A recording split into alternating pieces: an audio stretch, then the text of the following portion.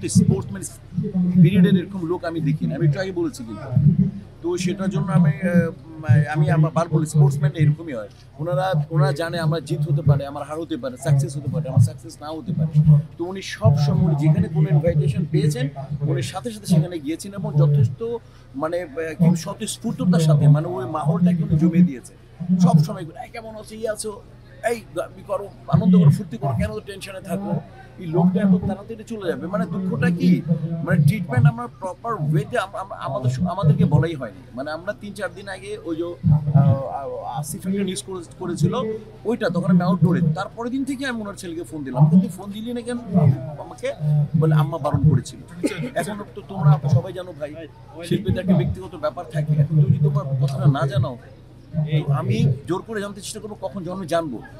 তো আমি বললাম তুই আমাকে বলতি, অবস্থা এরকম হয়ে গেছে। তো যাই হোক, দিন শেষ দিন আমি আলমগীর ভাই সোলার সাথে কথা বললাম এবং বলপ্রামীর আমাদের কিন্তু আমাদের শিল্পী সমিতিতে প্রত্যেকবার যে সমিতিতে চ্যানেলের সাগর ভাই সারাটা জীবন করে গেছে। আজকে তার নাম আজকে আমি বলতে বাধ্যই হব, উনি সারাটা জীবন করে গেছেন, উনি সারা জীবন করেছেন এবং উনি দেশের বাইরে, আমি শুধু খালি বলছি, উনি সাথে সাথে উনি সহযোগিতা পাঠিয়ে দিয়েছেন আব্দুর রহমান ভাইয়ের মাধ্যমে। আমি আজকে তেপান্তরের কথা বলতে চাই, তেপান্তর অনেক করেছে। আমি আজকে মহামান্য ছিল আমাদের প্রডিউসার, আমাদের আর্টিস্ট আদনান সাহেব বলবো, আর আলমগীর ভাই সারাক্ষণ আলমগীর গ্রেট, আমার সিনিয়ররা। আর সমিতির তো অনেকে যে মানে অসুস্থ আছে, রুবেল একটু অসুস্থ, হার্টিনি, তারপরে দিজুল ভাই অসুস্থ, তাইব ভাইয়ের ভাতিজা মারা গেছে, ওইখানে গেছেন। প্রত্যেকের একটা নিজস্ব মানে ফিলোসফি আছে, তার মতো উনি ওনার মতো চলবে। আমি জীবনে কোনোদিন বলি, আমি লাইফে বলি নাই। অনেকে বলতো, আমি বললাম ভাই প্রত্যেক মানুষ প্রত্যেকের মতো, কেন আমার মতো হবে, কেন আপনার মতো মনে কোনো মতো থাকতে দেন না, আমি কখনো বলি। উনি কিন্তু মাঝে মাঝে বলতো যে ভালো গল্প পেলে আমি কাজ করতে চাই। মানে আমি প্রায় 35-40 বছরের ক্যারিয়ার না, এই সময় তো ওনাকে আমি ছবি করতে দেখিনি। কাজে আগে তো উনি অনেক 250 ছবি করেছেন, মানে খুব সম্মানের সাথে করেছেন উনি ছবি, অনেক সম্মানের সাথে ছবি।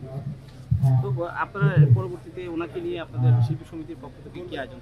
না মানে আয়োজন মানে কি, ইনশাল্লাহ আমরা তার 4 দিন বলি, আমরা দোয়া মাহফিল করবো, কোরআন শরীফ খতম করাবো এবং আমরা চেষ্টা করবো যে ইনশাল্লাহ উনি যাতে আমাদের সমিতির মাধ্যমে বা আপনাদের মাধ্যমে যাতে জীবিত থাকে, বাস ওনার অ্যাচিভমেন্টগুলোকে আমরা স্মরণ করতে চেষ্টা করি। ওনার কোনো ইচ্ছা আপনি যেহেতু সভাপতির দায়িত্ব পালন করছেন শিল্পী, এইটা আমি কখনো বলেছেন ওনার কোনো ইচ্ছা বা ওনার কোনো আকাঙ্ক্ষার কথা আপনাকে বলে গেছেন? বলতেন মিশা, আমি কিন্তু আসতেছি, মানে উনি ভালো ক্যারেক্টারে হয়তো বা ওয়েট করতেছিলেন, ভালো চরিত্রের জন্য ওয়েট করতেছিলেন।